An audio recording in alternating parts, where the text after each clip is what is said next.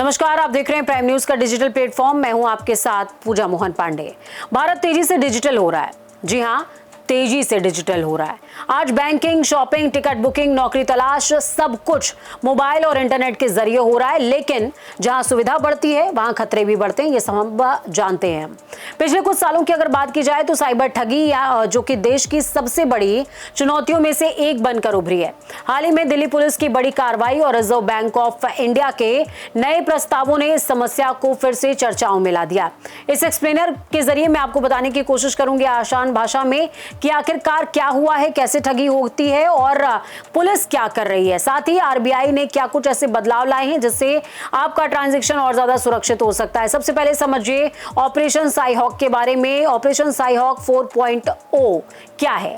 Delhi police के पश्चिम जिले ने साइबर और वित्तीय धोखाधड़ी के खिलाफ एक बड़ा अभियान चलाया है जिसे साइहॉक 4.0 नाम दिया गया है। अभियान की लाइमलाइट को समझने की कोशिश कीजिए। 6 अप्रैल सुबह 8 बजे से ये ऑपरेशन शुरू हुआ था। 8 अप्रैल सुबह 8 बजे तक चला है। इस दौरान हुआ क्या?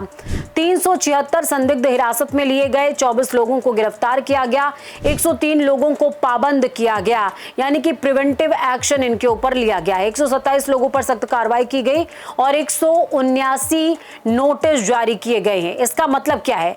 पुलिस सिर्फ अपराधियों को पकड़ ही नहीं रही है बल्कि उन लोगों पर भी नजर रख रही है जो संभावित रूप से इस नेटवर्क से जुड़े हो सकते हैं।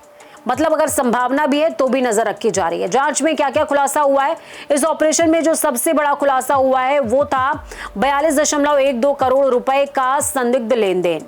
जांच में सामने आया जो कि जिसका मुख्य तथ्य मैं आपको बता रही हूं। 150 म्यूल अकाउंट जो कि फर्जी बैंक खाते थे, 96 एटीएम निकासी केस और 78 चेक निकासी मामले। इसके अलावा 18 पीओएस और फर्जी सिम कार्ड के जरिए ये जुड़े हुए केस थे।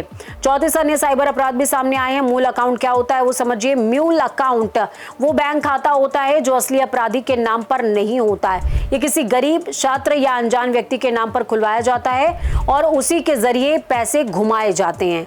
यानी असली ठग पीछे रहता है और सामने कोई और होता है। पुलिस कैसे काम करती है ऐसे मामलों में? इस ऑपरेशन में पुलिस ने सिर्फ पारंपरिक तरीके नहीं अपनाए बल्कि टेक्नोलॉजी का इस्तेमाल भी किया।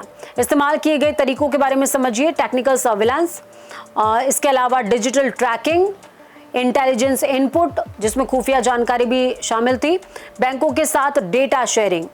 क्या हासिल हुआ है ये सब करने से? पूरे नेटवर्क की पहचान हो पाई है, पैसे के फ्लो को समझने में आसानी हुई है, उसको ट्रेस करने में आसानी हुई है। कई साइबर ठगी चैनल तोड़े गए हैं और आसान भाषा में अगर मैं कहूं तो पुलिस ने पैसे का रास्ता पकड़कर अपराधियों तक पहुंच बनाई है। जी हाँ, सबसे बड़ी ठगी जो होती है वो विदेशी नौकरी के नाम पर होती है और ये जो गिरोह है बहुत ज्यादा सक्रिय है। दिल्ली के दक्षिण जिले की साइबर सेल ने एक बड़े अंतर्राज्यीय गिरोह का फोड़ किया।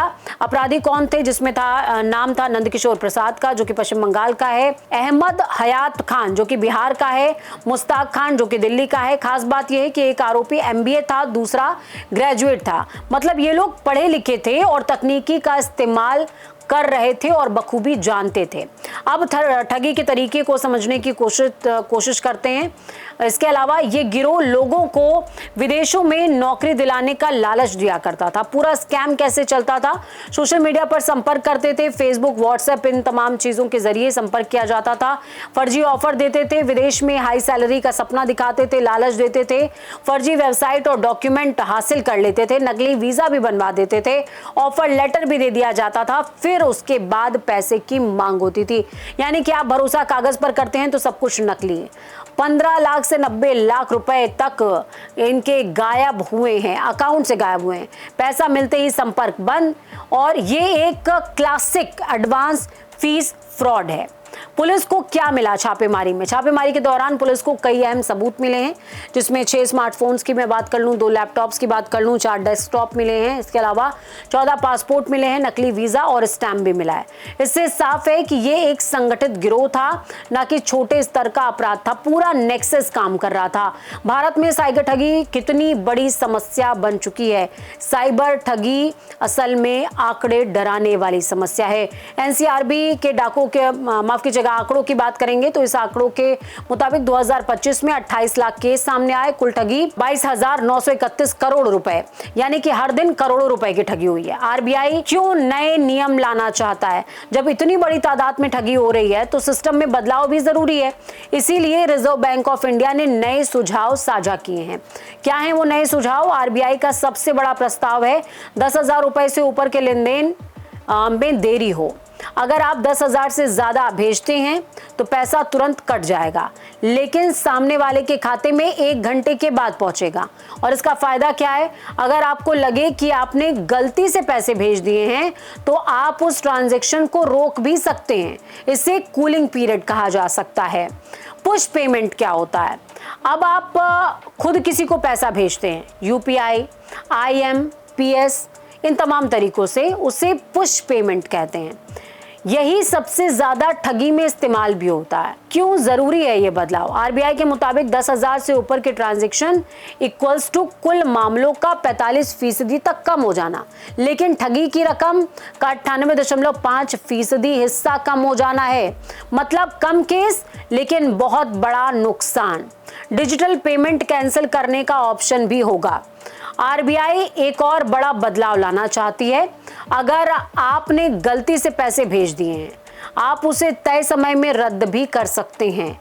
ये फीचर आम लोगों के लिए बहुत मददगार होगा। म्यूल अकाउंट पर सख्ती बरती जाएगी। आरबीआई ने म्यूल अकाउंट को सबसे बड़ा खतरा माना है। इसके लिए प्रस्ताव भी जारी हुआ है कि खाते में आने वाली रकम पर लिमिटेड संदिग्ध खातों की निगरानी हो।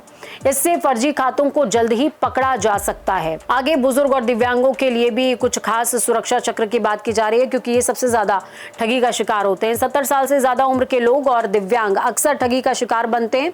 आरबीआई का सुझाव है कि एक ट्रस्टेड पर्सन जोड़ने की सुविधा हो। बड़े ट्रांजैक्शन से पहले उसकी मंजूरी, इससे सुरक्षा बढ़ेगी। किल स्विच क्या होता है?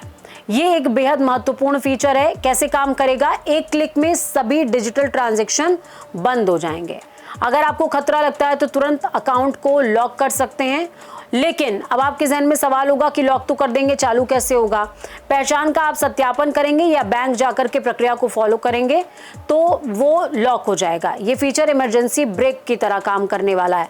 ग्राहकों को ज्यादा कंट्रोल इससे मिल पाएगा। आरबीआई चाहता है कि यूजर खुद अपने पैसों पर ज्यादा नियंत्रण रखे।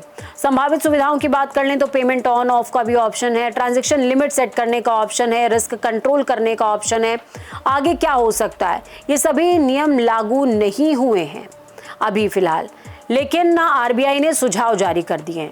8 मई तक लोगों से राय मांगी जा रही है, उसके बाद अंतिम फैसला लिया जाएगा। आम लोगों को क्या करना चाहिए? सिर्फ पुलिस और आरबीआई पर निर्भर नहीं रहना चाहिए। खुद को सुरक्षित रखने के उनको तरीके भी अपनाने चाहिए, जैसे कभी भी अनजान लिंक पर आपको क्लिक नहीं करना चाहिए, ओटीपी शेयर नहीं करना चाहिए, फर्जी नौकरी ऑफर से बचना चाहिए और हमेशा वेबसाइट की जांच करनी चाहिए। कंपनी की जानकारी देखनी चाहिए और जल्दबाजी में पैसे भेजने की गलती बिल्कुल नहीं करनी चाहिए। साइबर ठगी के खिलाफ ये दोहरी लड़ाई है, जिसमें भारत में साइबर ठगी अब एक संगठित अपराध के तौर पर, एक संगठित उद्योग के तौर पर उभर गया है। लेकिन सबसे अच्छी बात क्या है? पुलिस बड़े स्तर पर कार्रवाई कर रही है। आरबीआई सिस्टम को मजबूत करने की कवायद में जुटी हुई है और अगर टेक्नोलॉजी का सही इस्तेमाल किया जाता है और लोग जागरूक होते हैं तो इस समस्या को काफी हद तक कम किया जा सकता है। फिलहाल इस एक्सप्लेनर में इतना ही, लेकिन एक सवाल है जो आपको सोचना चाहिए। आरबीआई इस तरह के फैसले ले रही है, ठीक बात है। ग्राहकों के पास उनके पैसों की स्वतंत्रता और नियंत्रण होगी, ठीक बात है। पर आपके पास अगर ये ऑप्शन है कि 10,000 से ज्यादा की पेमेंट को आप 1 घंटे बाद वो किसी के अकाउंट में रिफ्लेक्ट होगा और आप उसको कैंसिल कर सकते हैं। बीइंग एन ग्राहक सोचिए यहाँ पर, अब बीइंग एन व्यापारी सोचिए। अगर उस व्यापारी के पास पैसे आने से पहले आपने कैंसिल कर दिया, तो अगर आप व्यापारी हैं और आपने ग्राहक से 10,000 से ज्यादा का पेमेंट लिया है और वो ग्राहक आपकी दुकान से चला गया है, अब वो पेमेंट कैंसिल हो गई, आप उस ग्राहक को कैसे खोजेंगे? ये भी एक बड़ी समस्या हो सकती है। फिलहाल आज के इस एक्सप्लेनर में इतना ही। इस टॉपिक के लिए मैं पूजा मोहन पांडे साइनिंग ऑफ।